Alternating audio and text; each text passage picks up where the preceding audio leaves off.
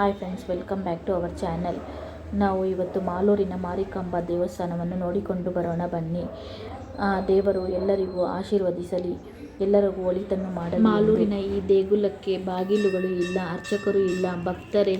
ಅರ್ಚಕರು ತಮ್ಮ ಕಷ್ಟಗಳನ್ನು ಹೇಳಿಕೊಳ್ಳುತ್ತಾ ದಿನವಿಡೀ ಭಕ್ತರೇ ಆ ದೇವಿಗೆ ಪೂಜೆ ಮಾಡುತ್ತಾರೆ. ಅವರ ಕೋರಿಕೆಯ ಮಂತ್ರ, ಬೇಡಿಕೆಗಳೇ ಅರ್ಚನೆ.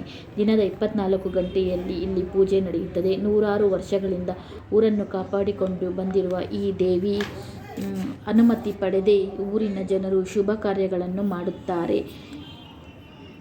ಈ ಒಂದು ವಿಶೇಷ ದೇವಸ್ಥಾನ ಇರುವುದು ಕೋಲಾರ ಜಿಲ್ಲೆಯ ಮಾಲೂರು ಪಟ್ಟಣ.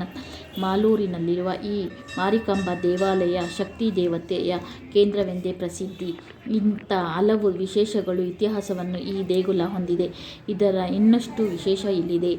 ಕಲ್ಯಾಣಿಯಲ್ಲಿ ಸಿಕ್ಕಿದ ವಿಗ್ರಹಗಳು ಸುಮಾರು 500 ವರ್ಷಗಳ ಹಿಂದೆ ಮಾಲೂರಿನ ಮಧ್ಯಭಾಗದಲ್ಲಿರುವ ಗಜಗೊಂದಲ ಬಾವಿಯೊಂದರಲ್ಲಿ ಸಿಕ್ಕಿದಂತಹ ಕಲ್ಲಿನ ವಿಗ್ರಹ. 2 ಮಾರಿಕಾಂಬಾ ವಿಗ್ರಹಗಳಿವೆ.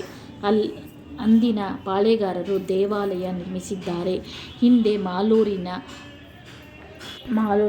ಇದ್ದೆ ರಾಮ್ ಸಿಂಗ್ ಎಂಬುವವರಿಗೆ ಮಾರಮ್ಮ ದೇವಿ ಕನಸಿನಲ್ಲಿ ಬಂದು 2 ವಿಗ್ರಹ ಈ ಕಲ್ಯಾಣಿಯಲ್ಲಿ ಮುಳುಗಿ ಹೋಗಿದ್ದು, ಅದನ್ನು ತೆಗೆದು ದೇವಾಲಯ ನಿರ್ಮಾಣ ಮಾಡುವಂತೆ ಹೇಳಿದ್ದು, ಅದರಂತೆ ವಿಗ್ರಹಗಳನ್ನು ಇಲ್ಲಿ ಪ್ರತಿಷ್ಠಾಪನೆ ಪೂಜೆ ಮಾಡುವಂತೆ ಹೇಳಿದ್ದು, ಅದರಂತೆ ವಿಗ್ರಹಗಳನ್ನು ಇಲ್ಲಿ ಪ್ರತಿಷ್ಠಾಪಿಸಿ ಪೂಜೆ ಮಾಡಲಾಗುತ್ತದೆ. ಕೆಲಸಗಳು ಶಕ್ತಿಯುತವಾದ ದೇವಸ್ಥಾನವಾಗಿದೆ. ಈ ವಿಡಿಯೋ ಇಷ್ಟ ಆದರೆ ಲೈಕ್ ಮಾಡಿ, ಶೇರ್ ಮಾಡಿ, ಕಮೆಂಟ್ ಮಾಡಿ, ಸಬ್ಸ್ಕ್ರೈಬ್ ಮಾಡಿಕೊಳ್ಳಿ ಫ್ರೆಂಡ್ಸ್. ಮುಂದಿನ ವಿಡಿಯೋದಲ್ಲಿ ಸಿಗೋಣ ಫ್ರೆಂಡ್ಸ್.